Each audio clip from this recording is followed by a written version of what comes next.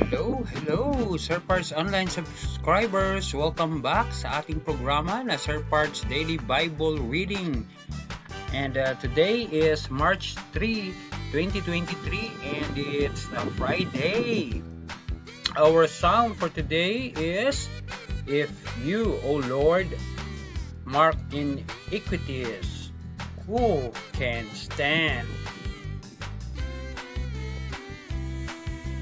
Our first reading is from Ezekiel chapter 18 verses 21 to 28. If the sinner turns from his sin, observes my decrees, and practices what is right and just, he will live. He will not die. None of the sins he committed will be charged against him. He will live as a consequence of his righteous deeds. Do I want the death of the sinner? Word of Yahweh. Do I not rather want him to turn from his ways and live? But if the righteous man turns away from what is good and commits sins as the wicked do, will he live? His righteous deeds will no longer be credited to him, but he will die because of his infidelity and his sins. But you say, Yahweh's way is not just. Why, Israel, is my position wrong? Is it not rather that yours is wrong? If the righteous man turns from his righteous deeds and sins, then he dies because of his sins. And if the wicked man does what is good and right after turning from the sins he committed, he will save his life. He will live and not die because he has opened his eyes and turned from the sins he had committed. The Gospel is from Matthew chapter 5 verses 20 to 26. I tell you, if your sense of right and wrong is not keener than that of the lawyers and the Pharisees, you will not enter the kingdom of heaven. You have heard that it was said to our people in the past, do not commit murder.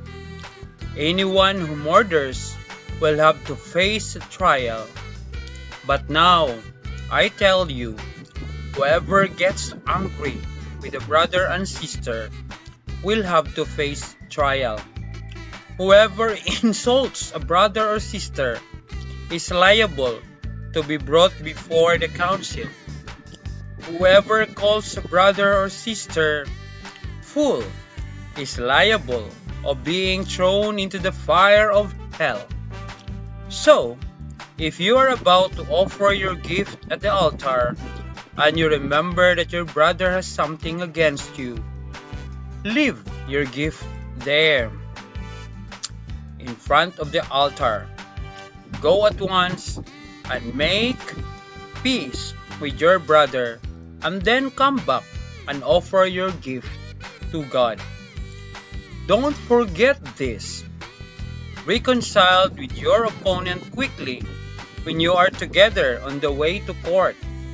Otherwise, he will turn you over to the judge, who will hand you over to the police, who will put you in jail. There you will stay until you have paid the last penny. Purifying our hearts is not an easy task. We often think about Lent as a time to give things up and to develop better habits. But Lent is not a self-improvement program like a diet or a new exercise regimen. Lent is about conversion, turning away from sin, and changing the way we live so that we can follow Jesus more closely. Lent calls us to go deeper, to do more. It is not enough to avoid murder. After all, that's a pretty low bar.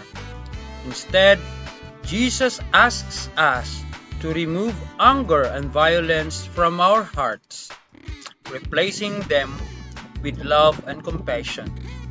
It is not enough to offer our gifts to God with anger and division in our hearts. The gift God truly desires to receive is our hearts, humble, contrite, undivided, and pure. Purifying our hearts is not an easy task, accomplished all at once. We are called to conversion throughout our lives, drawing closer and closer to the Lord who saves us. Thank you very much for watching our daily Bible reading, and I hope and pray that we learned something today. And today's reading is we really have to forgive, no, to our enemies, and you also have to forgive ourselves because of our mistakes. We are human beings. We commit mistakes. We commit sins. And in the first reading, and a bad person who will do good and ask forgiveness for all the sins will be blessed, no? Well, if you are good and then you go away with your good deeds, you do bad, and after that, if you will die. That is what said in the first reading, no? And also,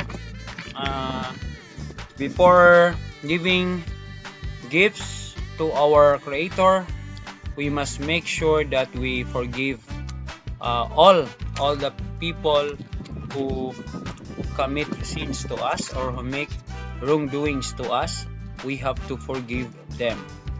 And that's it, guys. See you for tomorrow's daily Bible reading, and thank you very much for watching SirParts Online.